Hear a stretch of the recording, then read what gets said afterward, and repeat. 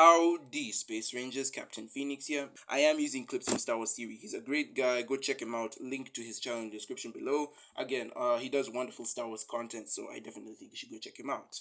Without further ado, let's get into it.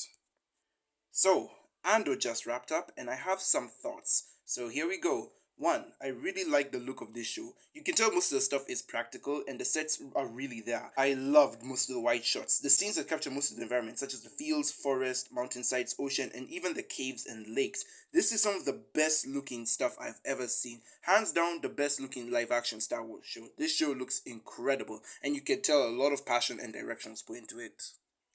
The acting in this show is also phenomenal, especially with my boy Andy Serkis. Like, get this man an Emmy. They're going too fast, I can't read it. Everybody calm down! Something's really wrong on 2. You haven't got a clue what they are saying. Level 2, far side! Level 2, are you all scrambled or something? It takes a week for one word to get all the way up here, and you're panicking about something that's happening on the other side of the building. How many hands does it take for one word to get through up here? I'm surprised as to how much I enjoyed his character, and also very surprised as to how Disney didn't market him as much when the show was coming out. You know, big name actor and all. Diego Luna also kills it as Andor. Of course, he said many times that he really loves playing the character, and it really shows here.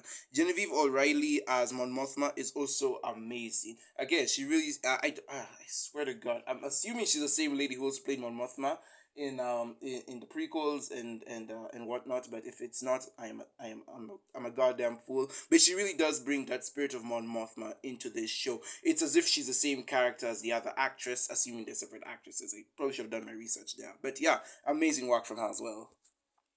There are also characters I adore. Luthen is such an interesting character. He's kind of like Palpatine. When he's around people, he's like a warm uncle or grandpa.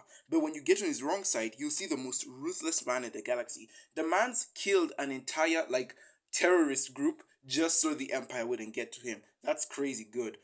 Mon Mothma is also a character who I wished to learn more of before I watched this show, and this show delivered. I love how the more she dedicates herself to the rebellion, the more she has to lose / sacrifice pieces of her older self. Like, by the time this show ends, I'm assuming the Mon Mothma by the end of this show will be unrecognizable from the Mon Mothma at the beginning. Sort of like how Walter White turns into Heisenberg, and they're like completely different characters. That's that kind of transformation I'm picturing in my mind. Of course, it wouldn't be a Star Wars show without a cute, fun droid, and B2 Emo fills that void in my heart. He is such a cute little guy, and I hope we get to see more of him. It's a personal theory of mine that his consciousness, like his droid stuff, gets uploaded into the K2SO droid, and that's why he and Cassian are so close. That's my personal theory. I don't know if they're gonna pay off on that, but I do think it would be pretty cool.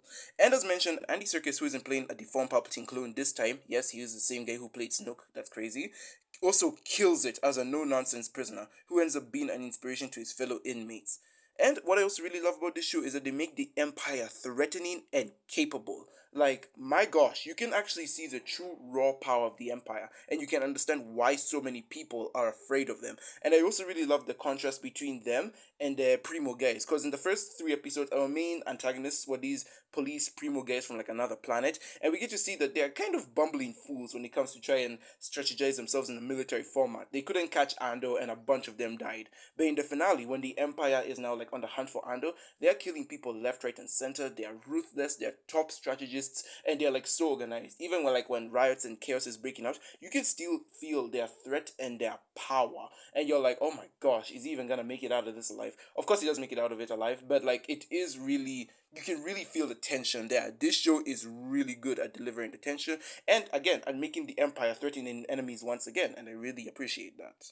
I also really love the writing and structuring of this show. I'd argue it's the best written and structured Star Wars show we have so far. It really utilizes the fact that it's a TV show and has several arcs that are a bit episodic while also having an overall narrative. It kind of reminds me of how the Clone Wars would structure itself. While like in the Clone Wars would have like 4 episode arcs and then the story would move on, while still having the overall theme of it taking place in the war between episode 2 and 3. That's kind of what this show has, where we have an overall story of Andor joining the rebellion, but we have different arcs of him going to different places. Like the first arc is a pilot arc, and then we have the heist arc, then the prison arc, and then the finale, which I think was really done well. I also adore the theme of this show, and the main message of this first season, at least, is that anyone, no matter how small or insignificant you are, can cause a domino effect. Anyone can make a change, and it's a message I fully love and appreciate, and this show delivers it so well. I really do hope they keep this going into future seasons. However, there are some problems I do have with this show, and I would be remiss if I didn't mention any of them. So first of all, the pacing. This is the show's biggest problem, and everyone has already mentioned this. The pacing feels very off in some episodes. Some episodes are really slow, and they just feel like they contribute very little to the overall story. I'd argue you could cut out at least 2 episodes from this season, and nothing would change. Nothing would change from it being a 10 episode season instead of a 12 episode one.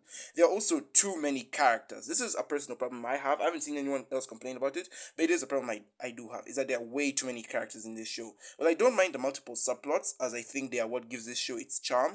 I do feel that the show is juggling way too many characters in each side plot. This can make some characters not worth caring about, and could even slow down or make the show boring.